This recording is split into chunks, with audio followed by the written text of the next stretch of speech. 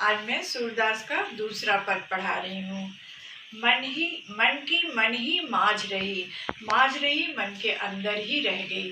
गोपियों के मन में अभिलाषा थी कि वो कृष्ण के सामने अपने विचारों को व्यक्त करेंगी, अपने भाव व्यक्त करेंगी, और कृष्ण के सम्मुख वो अपने प्रेम को अभिव्यक्त नहीं कर पाई थी। इसलिए उन्होंने कहा उद्धव से कि हमारे मन में जो भी बातें थी, जो हम कृष्ण से कहना चाहती थी, वो तो हमारे मन में ही रह गई। कहिए जाई कौन पे उधो नाही परत कही। अब ये प्रेम की अभिव्यक्ति वो सबके सामने नहीं कर सकती थी, इसलिए उन्होंने कहा कि उधो तुम्हारे सामने तो हम लोग अपने मन की बात को कह भी नहीं सकते हैं। किसी दूसरे से हम, कृष्ण के अलावा किसी दूसरे से हम अपने मन की बात को व्यक्त नहीं कर सकते। अवधि आधार आस आवन की आस आशा, आधार जीने का सहारा, और अवधि समय, तो वो समय की प्रतीक्षा कर रही थी जबकि कृष्ण लौटकर आएंगे, लेकिन वो आए नहीं और वो विरह वेदना में जल रही थी। उन्हें बहुत इस बात का दुख था कि कृष्ण उनके पास आए नहीं और उद्धव को उन्होंने भेज दिया।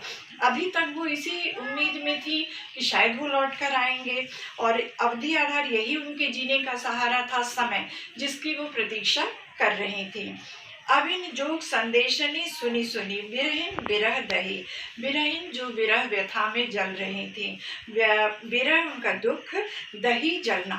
अब तक उन्होंने जो योग उनकी प्रतीक्षा की थी, उन्हें विश्वास था कि कृष्ण आएंगे, लेकिन जब उन्होंने योग का संदेश उद्धव के माध्यम से भेज दिया तो यह संदेश सुनकर उनकी विरह व्यथा और बढ़ गई। अब वो विरह की अग्नि में जलने लगी।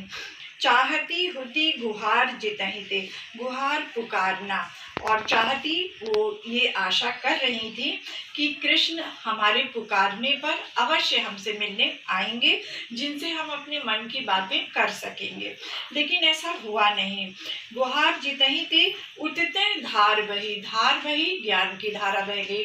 अब कृष्ण स्वयं तो आए नहीं और उन्होंने उद्धव के माध्यम से निर्गुण भक्ति की धारा बहा दी। अब ये निर्गुण भक्ति उनकी आशा के प्रतिकूल था।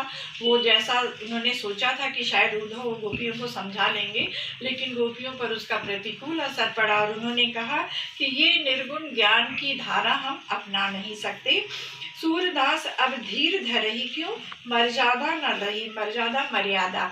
तो उन्होंने कहा कि अब सूरदास कहते हैं कि गोपियों ने यह तर्क दिया कि अब तो हमारा धैर्य भी समाप्त हो रहा है और प्रेम की मर्यादा का भी उन्होंने सम्मान नहीं किया। अब उनकी भी अपनी मर्यादा का ध्यान नहीं रहा। गोपियों को ऐसा लगने लगा कि जब वो अपने प्रेम की अभिव्यक्ति करेंगी तो उनकी भी मान मर्यादा नहीं रहेगी। इसलिए उन्होंने कहा कि अब वो कैसे धैर्य धारण कर सकती हैं और प्रेम की मर्यादा को भी वो अब भूल जाएंगी। और इसके अलावा उन्होंने ये कहा है, यहाँ कृष्ण के प्रति गोपियों की अनन्य भक्ति को दिखाया गया, उनके अनन्य प्रेम को दिखाया गया है कि वो कृष्ण के सिवा किसी के बारे में, वो ज्ञान के बारे में तो सुनना ही नहीं चाहती थी और निर्गुण भक्ति तो वो करना ही नहीं चाहती थी। इसका उन्होंने विरोध किया। सगुण भक्ति के प्रति उनकी आस्था थी, जिसका उन्होंने प्रतिपालन किया। यहाँ पर काव्य सौंदर्य भी है। काव्य सौंदर्य अर्थात जो पद दिया गया है उसकी क्या विशेषता है, तो वो विशेषता में ये सब लिखना पड़ता है कि उनकी भाषा क्या है, कहाँ अलंकार का प्रयोग, जैसे यहाँ पर अनुप्रास अलंकार का उन्होंने बहुत जगह प्रयोग किया है, जिससे काव्य का सौंदर्य बढ़ जाता है। जैसे मन ही माझ मन में रहना, अवधि आधार धीर धरई, तो ये सब ऐसे अलंकार हैं जो अनुप्रास अलंकार, जिनमें एक वर्ण की आवृत्ति बार बार होती है।